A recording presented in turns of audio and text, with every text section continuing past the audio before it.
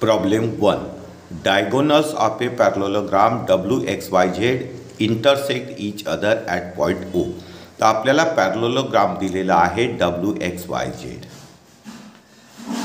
तर पॅरलोलोग्राम कशाला म्हणतात? ज्याच्या अपोजिट साईड, ज्या क्वाड्रिलॅटरलच्या अपोजिट साईड कशा असतात? पॅरलल असतात. WXYZ हा पॅरलोलोग्राम दिलेला आहे आणि त्याचे diagonals intersect each other at point O. याचे जे डायगोनल्स आहे हे O पॉईंटमध्ये इंटरसेक्ट होत आहे. If XYZ angle XYZ is 135. XYZ हा जो अँगल आहे हा आपल्याला 135चा दिलेला आहे. Then find the measure of angle XWZ and angle YZW. आता बघा, पहिले आपण काढू angle XWZ.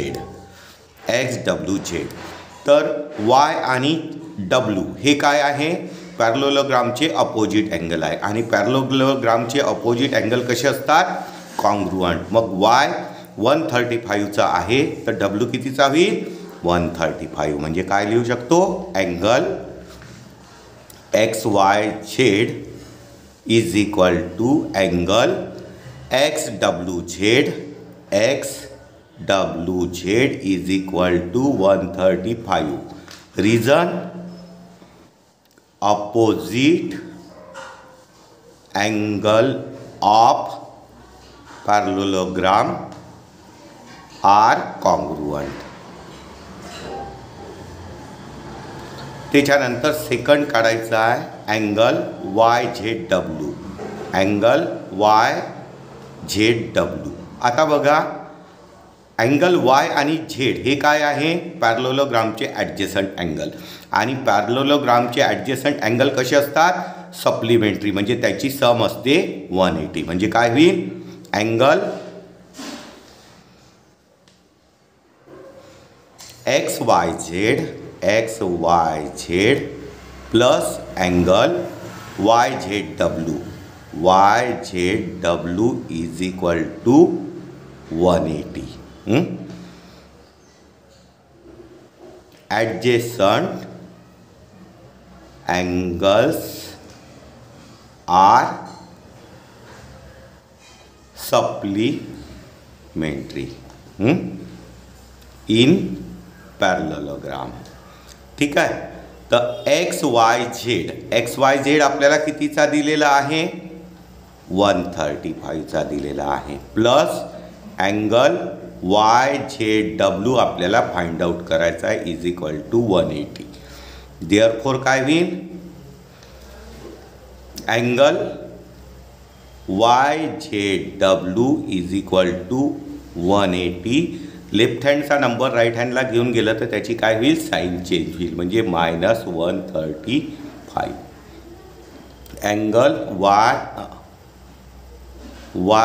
Angle YZW is equal to याचं सबस्ट्रॅक्शन होऊन जाईल 45. म्हणजे 45 डिग्री जाईल. आणि आता याच्यानंतर आपल्याला काय काढायचं आहे? इफ OYची लेंथ आहे 5 सेंटीमीटर. OYची लेंथ आहे 5 सेंटीमीटर आणि WY काढायचं आहे. काय काढायचं आहे? WY. आता पॅरलोलोग्रामचे डायगोनल कसे होतात? बायसेक्ट होतात. म्हणजे O काय झाला? WYचा मिड पॉईंट झाला. मग WY काय होईल? OYच्या डबल राहील. तर मग आपल्याला लेंथ WY काढायचा आहे. तर length WY is equal to काय होईल? Length twice length OY. तर बघा,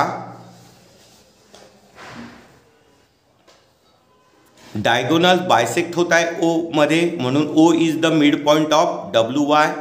आणि WY काय होईल? OYच्या लेंथ OYच्या डबल होईल. मग आणि लेंथ OY आपल्याला कितीची दिली आहे? 5ची दिली आहे. म्हणजे 2 × 5 सेंटीमीटर म्हणजे इज इक्वल टू 10 सेंटीमीटर. तर लेंथ WY किती? 10 centimeter. Problem 2. In a parallelogram ABCD. तर पॅरलोलोग्राम कशाला म्हणतात? ज्याच्या अपोजिट साईड पॅरलल असतात त्याला आपण काय म्हणतो? पॅरलोलोग्राम.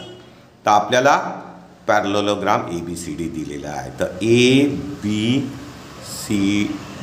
Is a पॅरलोलोग्राम. अँगल एचं मेजर आपल्याला दिलं आहे 3x + 12. एचं मेजर दिलं आहे 3x + 12 आणि अँगल बीचं मेजर दिलेलं आहे 2x + -32 डिग्री. 2x - 32 डिग्री दिलेला आहे.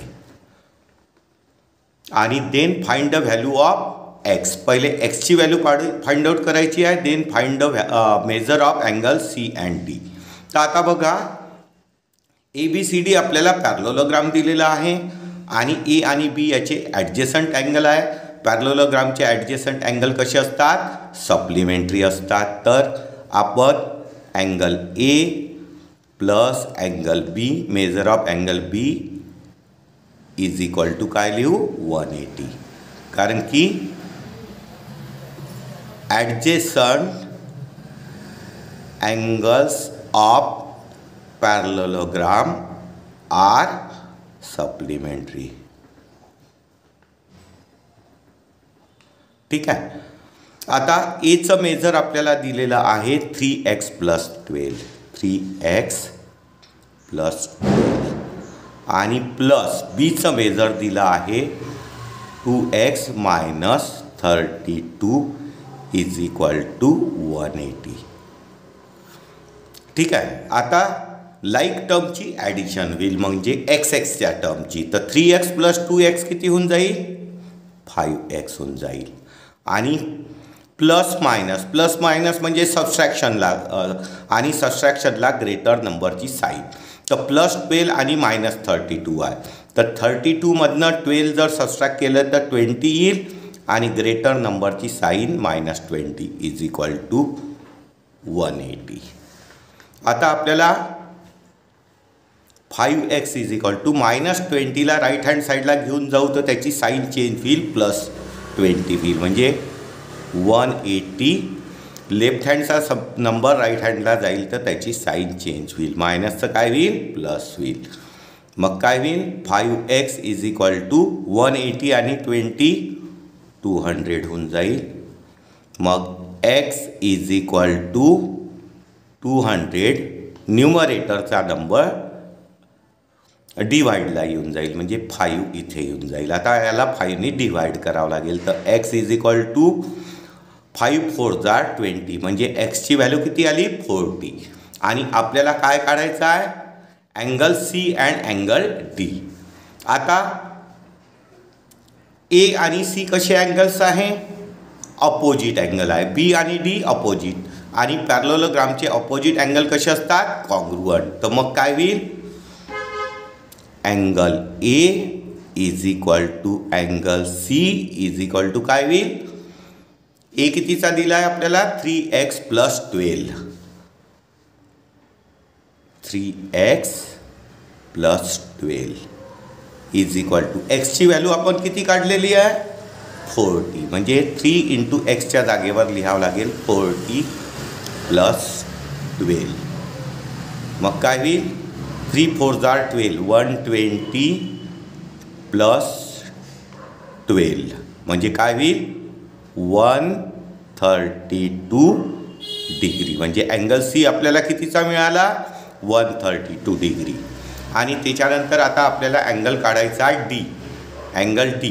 आता B आणि D अपोजिट अँगल्स आहे आणि पॅरलोलोग्रामचे अपोजिट अँगल कसे असतात? कॉन्ग्रुअंट. म्हणजे angle B is equal to angle D. Angle B is equal to angle D is equal to कितीचा दिला आहे आपल्याला? 2x - 32. 2x - 32.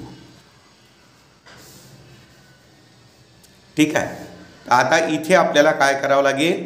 एक्सची व्हॅल्यू ठेवावं लागेल. एक्सची व्हॅल्यू किती आहे? 40. म्हणजे 2 × 40 एक्सच्या जागेवर ठेवलं -32. तर 40 × 2 किती होऊन जाईल? 80 होऊन जाईल मायनस 32. आता याचं सबट्रॅक्शन 10 मायनस 2 किती होऊन जाईल? 8 कॅरी 1 4 8 मायनस 4 4 48 डिग्री. तर अँगल डी कितीचा होईल? 4. Problem 3. Perimeter of a parallelogram is 150 centimeter. One of each side is greater than the other side by 25 centimeter. Find the length of all side. तर आपल्याला parallelogram दिलेला आहे. तर आपण पहिले पॅरलोग्राम ABCD काढून घेऊ. तर ABCD. तर quadrilateral ABCD is a parallelogram. आता आपल्याला काय दिलं आहे? पेरीमीटर ऑफ पॅरलोग्राम 150 सेंटीमीटर आणि one of each side is greater than the other by 25 centimetre. तर आपण जर वन साइड ABला आपण x घेतलं तर अदर साइड याच्यापेक्षा कितीनी ग्रेटर आहे? 25नी. तर मग BC किती होईल? x plus 25. तर मग काय होईल? Let AB is equal to x. तर BC साइड कितीची होईल? याच्यापेक्षा 25नी ग्रेटर म्हणजे x प्लस 25 सेंटीमीटर. आता बघा आपल्याला काय दिलं आहे? पॅरलोग्रामचं पेरीमीटर दिलेलं आहे 150 सेंटीमीटर. तर पॅरलोग्राम कशाला म्हणतात? ज्याच्या अपोजिट साईड कशा असतात? पॅरलल असतात आणि कॉन्ग्रुअंट असतात.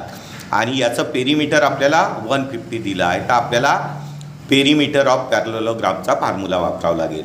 तर पेरीमीटर ऑफ पॅरलोग्रामचा फॉर्म्युला काय आहे? पेरीमीटर ऑफ पॅरलोग्राम काय आहे? टॉइस L प्लस B म्हणजे लेंथ प्लस ब्रेड्थ. तर आता इथे आपल्याला या व्हॅल्यूज ठेवावं लागेल. म्हणजेच काय होईल? टॉइस. आता ही जी आहे BC लेंथ आहे आणि AB काय आहे? ब्रेड्थ आहे. तर आपण लेंथच्या जागेवर काय लिहू? x प्लस 25 प्लस ब्रेड्थ किती होईल? AB होईल ती x. आणि पेरीमीटर ऑफ पॅरलोग्राम किती दिला आहे? 150 दिला आहे. आता याला 2नी इकडे डिवाइड करावं लागेल. म्हणजे काय होईल?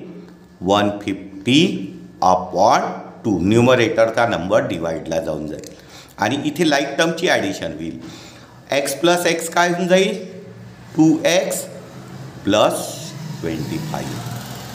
आता याला 2नी डिवाइड केलं तर 2 7 जार 40 कॅरी 1 10 2 5 जार 10 म्हणजे 75 येईल. Is equal to 2x plus 25. आता आपल्याला xची व्हॅल्यू काढायची आहे. तर 25ला लेफ्ट साईडला आणावं लागेल आणि 25 लेफ्ट साईडला येईल तर त्याचं साईन चेंज होईल. म्हणजे 75 25 लेफ्ट साईडला येईल तर त्याचं साईन प्लसचं काय होऊन जाईल? Minus 25 is equal to 2x. मग 75 मायनस 25 याचं सबट्रॅक्शन येऊन जाईल 50. न्यूमरेटरचा नंबर कशाला येऊन जाईल? डिवाइडला येऊन जाईल. Divide by 2 is equal to x. आणि याला 2नी डिवाइड केलं तर किती होऊन जाईल? 25 इज इक्वल टू x. म्हणजे आपल्याला xची व्हॅल्यू 25 मिळाली. तर आपल्याला काय काढायचं आहे? Find the length of all side. All side काढायचे आहे. तर बघा इथे आपल्याला AB आणि CD या काय आहे? अपोजिट साइड ऑफ पॅरलोग्राम आहे. या कशा होईल? कॉन्ग्रुअंट होईल. म्हणजे AB is equal to CD आणि ही दिली आहे x ची. म्हणजे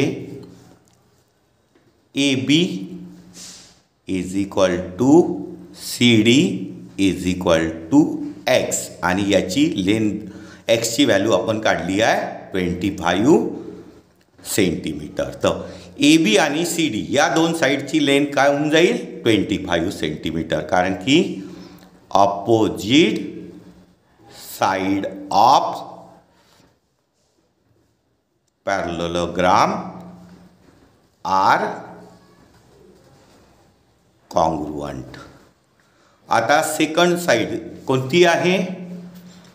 BC आहे. तर BC आणि AD कशी होऊन जाईल?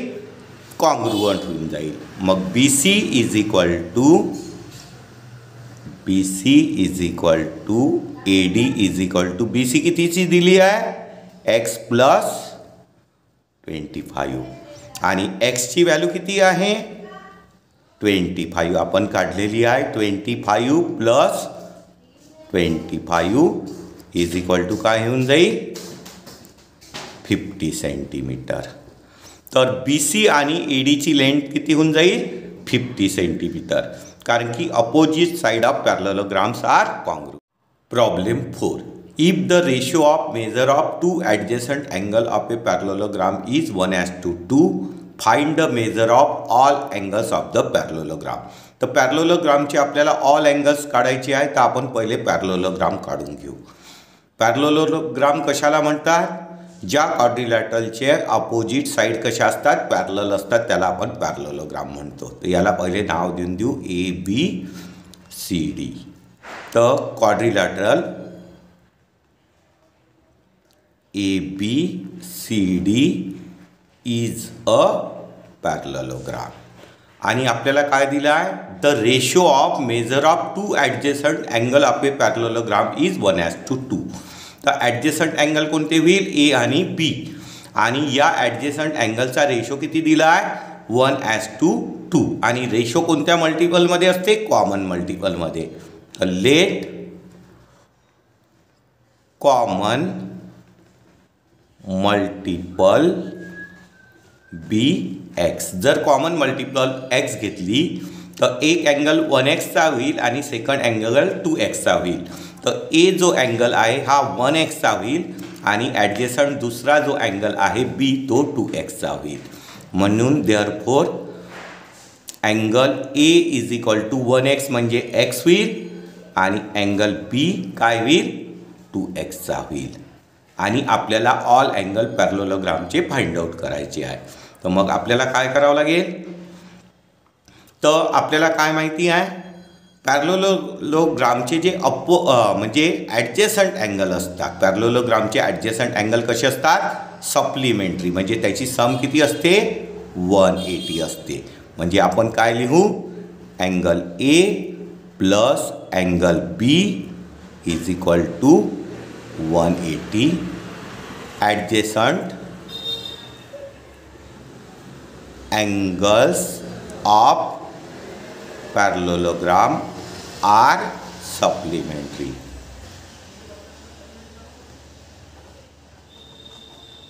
ठीक आहे. तर अँगल Aचं मेजर आपल्याला दिलेलं आहे x आणि Bचं दिलेलं आहे 2x is equal to 180. 1x आणि 2x याची ॲडिशन किती होऊन जाईल? 3x is equal to 180. मग काय होईल? x is equal to 180 upon न्यूमरेटरचा नंबर डिवाइडला जाईल, डिवाइड बाय 3. आणि याला 3नी आपण जर डिवाइड केलं तर x इज इक्वल टू 3 6 18 म्हणजे 60. तर आता आपल्याला xची व्हॅल्यू किती मिळाली? 60 मिळाली. आणि आपल्याला या पॅरलेलोग्रामचे काय करायचे आहे? ऑल अँगल फाइंड आउट करायचे आहे. तर A आणि C काय आहे? Opposite angle of parallelogram. आणि पॅरलेलोग्रामचे अपोजिट अँगल कसे असतात? कॉन्ग्रुअंट असतात. तर म्हणजे angle A is equal to angle C is equal to x. Angle A is equal to angle C is equal to x. आणि xची व्हॅल्यू किती दिली आहे? 60 म्हणजे 60 डिग्री. तर A आणि C कितीचा होईल? 60 डिग्री. का बरं? कारण की opposite angles of parallelogram are congruent. ठीक आहे. तसंच B आणि D पण अपोजिट अँगल्स आहेत. तर हे पण कसे होतील? कॉन्ग्रुअंट. म्हणजे angle B is equal to angle D is equal to 2x. angle B is equal to angle D is equal to 2x आणि आपण एक्सची व्हॅल्यू किती ठेवली आहे फाइंड आउट केली आहे 60 म्हणजे 2 × 60 म्हणजे किती होईल 120 डिग्री. तर आपल्याला अँगल ए आणि सी कितीचा मिळाला 60 डिग्रीचा मिळाला आणि अँगल बी आणि डी कितीचे मिळाले 120 डिग्रीचे.